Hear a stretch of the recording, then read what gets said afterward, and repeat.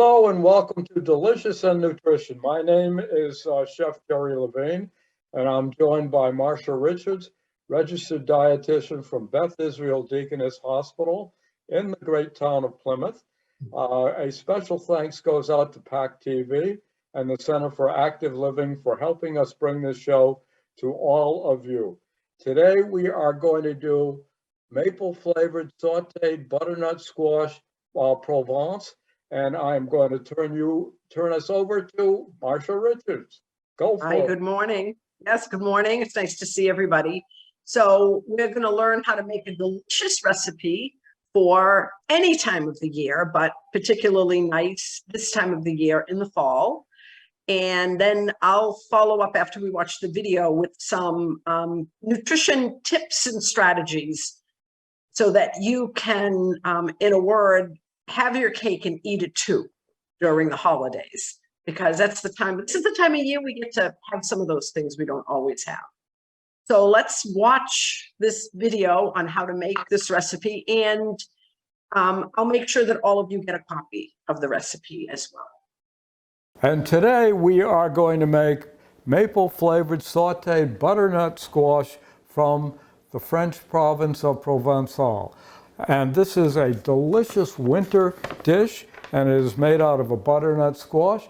Now, how do I buy my butternut squash? I happen to like to buy butternut squash with that has already been peeled, ends cut off, scooped out here, and then all I really need to do is to slice it or dice it or do what I want with it. So I'm going to put this down, and you can see here the pieces of butternut. This is about a 3/4 inch cube.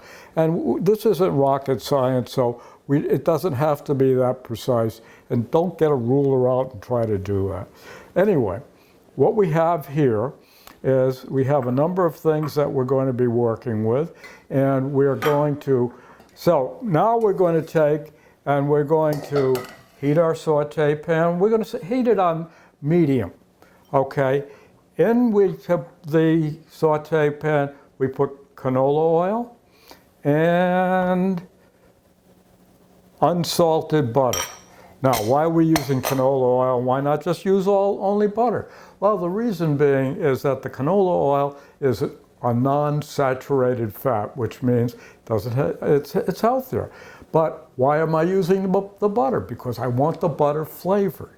That's why I'm using the butter. So we're now heating, and once I get it heated up, which I am in the process of doing, what I'm going to do here is I am going to put in my chopped butternut squash, and you can see the steam starting to come off of this. And once we get it in there, we're going to saute it a little bit, get a tiny bit of color on it, and we're only going to do this for about 1 minute. And then we're going to add additional things such as the water. And okay, now we are ready to saute our squash. So we take our squash and we put it in here. And look at this. We got a pan that's big enough. And we are now sauteing. And we're going to saute this for just about a minute. And then I'm going to add a number of other things to it to give us our flavor. And then we're going to put a lid on it, and we're going to cook it for about 10 minutes. So we are sauteing along here right now. And the smell of the butter and the squash that is starting to cook is out of sight. And you notice that I'm trying to be gentle. And why am I using a slotted spoon? I'm using a slotted spoon because I want my oils to stay in the pan. And if you look at if you look at the pan and I'm looking at the pan, I can see that the oil and the butter is starting to bubble. And we're getting this going right now. And we've got about 30 seconds more. So I'm going to explain something about butternut squash. It is commonly grown in the New England region.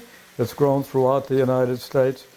And if you have smell-o-vision right now, you can actually smell the wonderful flavors here. And I can also hear the cooking. So we are just about ready to put our additional things in here. Okay, first thing we're putting into our sauteed squash is 1 cup of water. That goes in there. We got a nice little bubble. And, maple syrup. 6 tablespoons of maple syrup. Thank God for maple trees.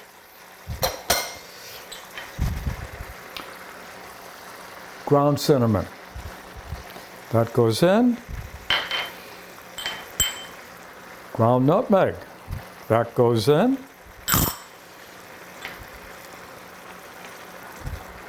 Kosher salt. Herbes de Provence. This is a very nice aromatic herb that comes from France. So we just shake that in there. And we finish it off with a little bit of freshly ground black pepper. I don't use pepper that I don't ground myself.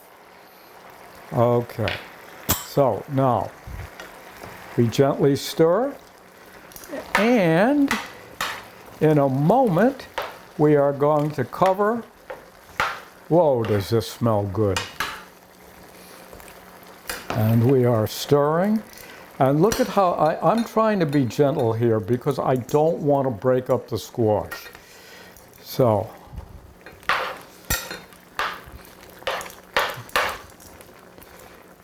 all right. Now, we're going to cover it, and we're going to cook it for approximately 10 minutes.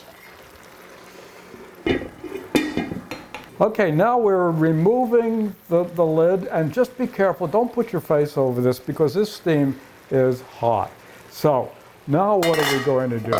We are going to take our pan, and remember it's warm, and I'm going to take the squash out of the pan, and what I want to do is I want to concentrate the liquid. And why do I want to concentrate the liquid?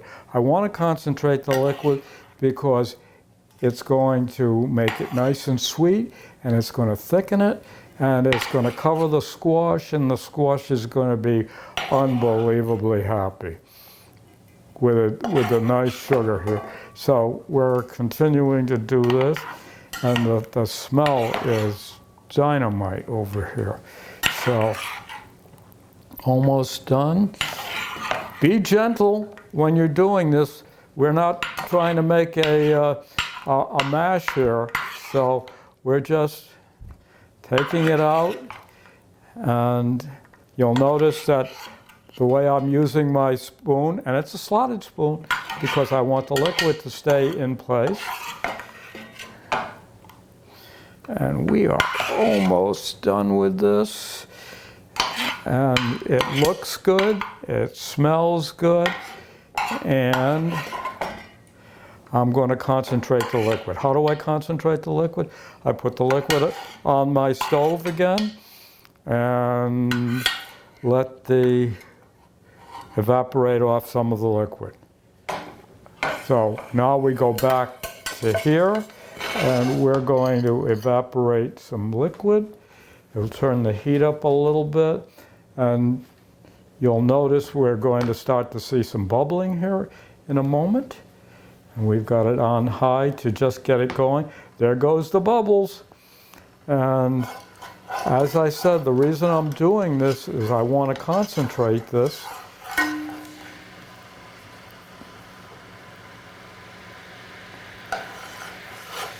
And now we're getting the bubbles, and I'm going to shut it down a little bit because I don't want it to evaporate too quickly. Notice how nothing is sticking, and I'm just gently moving things around. And I would say maybe 1 minute more, maybe a little bit more than that, because I just want it nice and thick. So what we're really doing is we're concentrating the sauce right here. And we are, dynamite. It smells good. I smell the squash, I smell the maple syrup, I smell some of the cinnamon, and I'm smelling some nutmeg, and a little bit of butter, and I'm a happy camper.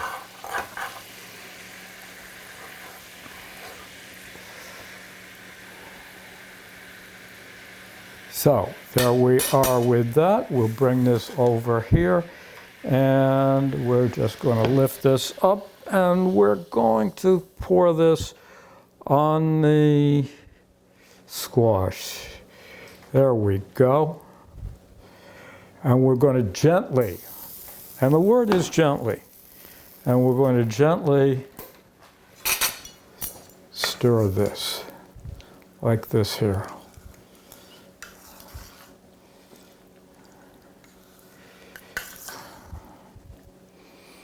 Look at that. And see how I'm spinning the stainless steel pan here, stainless steel bowl. And I'm doing that because I want to get really good mixture. And you'll notice that the sauce has been absorbed. And now what we're going to do is we're going to plate it. So I'm going to use a nice white plate. And I like a white plate because it shows things nicely. So we're going to take our squash and we're going to put it right in the center. Put a little more on there. Be generous. Okay. We now have it. And we have it, and it is done. And we have our butternut squash with a maple syrup saute from France. And that is it. This is a very nice fall dish. It's because the squashes are coming out at the end of the summer, and it works very nicely with Thanksgiving, Christmas, and it's delicious with turkey, great Thanksgiving, chicken, pork roast, beef roast, and I'll tell you something else, is that if you happen to want to grill a piece of salmon, put a little bit of this next to it, and the maple syrup and the salmon are going to be wonderful. So I would highly recommend that. And I want to finish up one other thing, because I want those of you to understand is that when Marcia and I decided to do the show, and we wanted low salt, low sugar, low fats, or specific types of fats, and and the purpose being is that it is medically sound to do these things. Lower the fat, okay, cholesterol. Lower the sugar, diabetes. Lower the salt, blood pressure issues. And I am going to turn this over to the nutritionist who knows more about nutrition than I do. Go for it. Beautiful segue. Thank you, Jerry. So we'll talk a little bit about some of those points, but my focus is going to be having your cake and eating it too. You should all be able to see that. Yes. The holidays are a time of year that we should enjoy those indulgences. It's not a time of year that we should deprive ourselves, but we need to practice some moderation in order to maintain overall health. So one of the things that has been shown is that the average weight gain is only about 1 pound over the holidays. There's some anecdotal evidence that you'll see that people gain between 5 and 7 pounds, but a very large study done by the New England Journal of Medicine revealed that it's about 1 pound for most people. The problem is they don't lose that pound. Mm-hmm. So over the years, you're packing on additional pounds, and before you know it, it could be 5, 10, or 15 pounds. So we're going to talk more about that and how we can help reduce the chances of you gaining that 1 pound. And the reason why this is important is extra weight can increase your risk of diabetes and heart disease, and extra calories can increase your risk of overweight and obesity, which also increases your risk of diabetes and heart disease. So it's a whole cycle that we need to break. So we want to help you to maintain healthy eating all the time, but especially during the holidays. So I'm going to give you some tips and strategies to help you have your favorite holiday indulgences, but not at the expense of your health.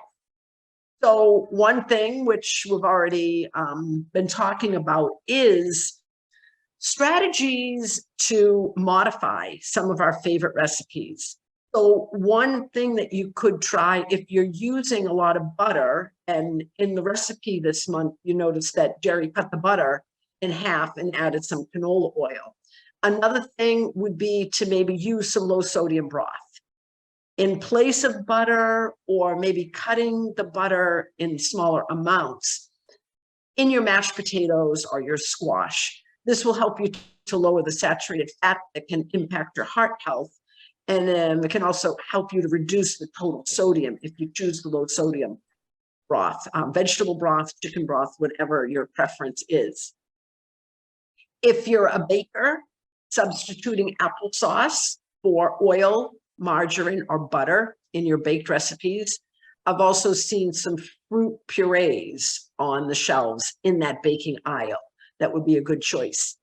So if you're substituting a fruit for that fat, not only are you saving calories, but you're also bumping up the total nutrient content.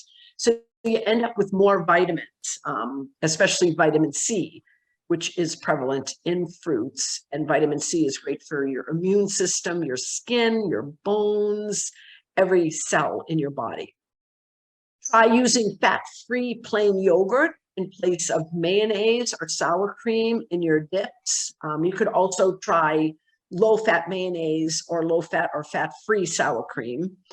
I've been experimenting more with cottage cheese and ricotta cheese as a dip or a spread, or hummus. So there's lots of different things that we can use that will provide awesome flavor, but less on the sodium, less on the sugar, and less on that saturated fat. Cheese is a good food. It's rich in calcium. It's rich in flavor. Quite often it has vitamins A and D, great for your skin, your bones, your eyes. So don't ditch the cheese, but maybe reduce the total portion of it, and definitely try reduced or low-fat versions. And you won't notice too much of a change in the flavor profile, especially if it's mixed in with a casserole. So these are tried and true all the time. And for those of you who have listened to me before, I'm always encouraging you to crowd the vegetables on your plate. When you look at that plate, it should be lots of vegetables. Sweet potato, winter squash, broccoli, carrots, green beans, spinach, beets, kale, collard, tomatoes. Those are just a few. Maybe try a new one. It's fine to choose fresh. It's equally okay to choose frozen or canned. But if you do choose frozen or canned, get them without added salt or added sauces. Add your own seasoning, add your own sauce, and you've got more control over the ingredients in the portion. And fruits and vegetables are packed at their peak of ripeness when they're frozen or canned, so they are just as nutritious. If you can't get canned without sodium, rinse that liquid out and you'll get rid of about 40% of the sodium. And that's going to be great for your heart and fluid balance on your body. Get plenty of fruit, and again, fresh, frozen, canned. This time of year, I always have a bag of frozen fruits and berries in my freezer. great way to add sweetness and crunch to your salad. A tossed salad with strawberries or apples or mandarin orange is delicious. Add apples or pears to your tuna salad or chicken salad. Add cranberries, raw cranberries, wonderful in any of these foods. I had a grilled cheese sandwich the other day with sliced apples and caramelized onions. And it was one of the most delicious things I've had in a while. So I got my calcium, I got some fruit, and I got some vegetable, and I had it on whole grain bread. So it was a decadent, delicious, healthy sandwich. So go whole grain. If try to get 50% of the grains that you eat from whole grain.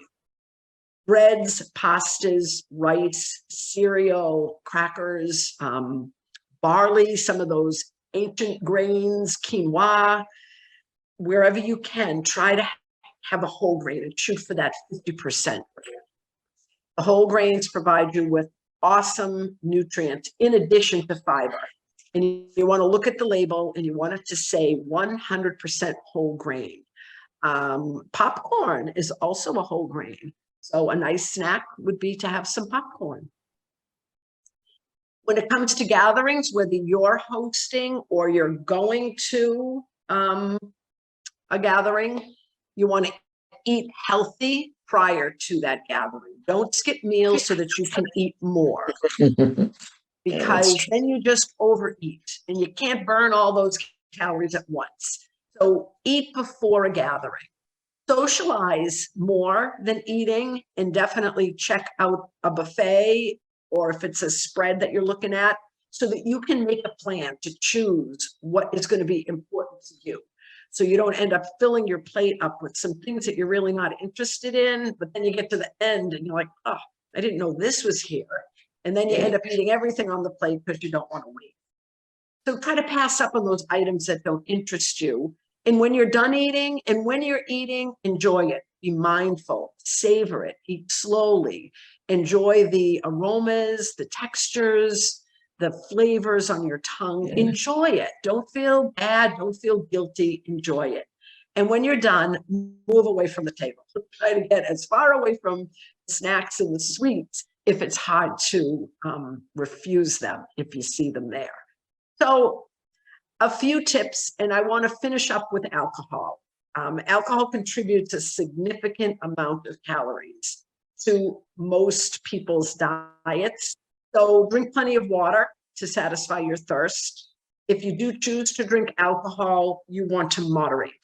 And what that means is 1 drink for women and 2 drinks for men.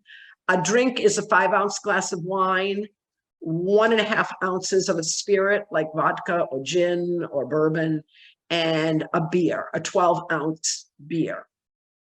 And that'd be a standard beer. Some of the craft beers I'm noticing have a very high alcohol content, like a Bud Light might be 3%. Some of the craft beers might be up to 14%. So you want to keep that in mind. Designate a driver if you do choose to drink, and definitely don't drink on an empty stomach. Alcohol is a very small molecule. If there's no food in your stomach, it will diffuse through your stomach lining, go directly into your bloodstream, directly to your brain. Having food in your stomach, the alcohol will mix with that food, and then it will go through the digestive process. So a lot of the alcohol will be detoxified. So less goes to your brain. So don't drink on an empty stomach, and don't drink and drive. It's where I will finish up. And I hope everyone enjoys their holidays. And I believe we have time for questions, Tom. Okay, well, it has been my pleasure and Jerry's pleasure to be with all of you today. This is Delicious and Nutritious, and it wouldn't be able to happen without the support of PACTV, Beth Israel Deaconess Hospital, Plymouth, and the Plymouth Center for Active Living, and mostly for Jerry, our chef. So thank you all for being here, and eat well and be happy.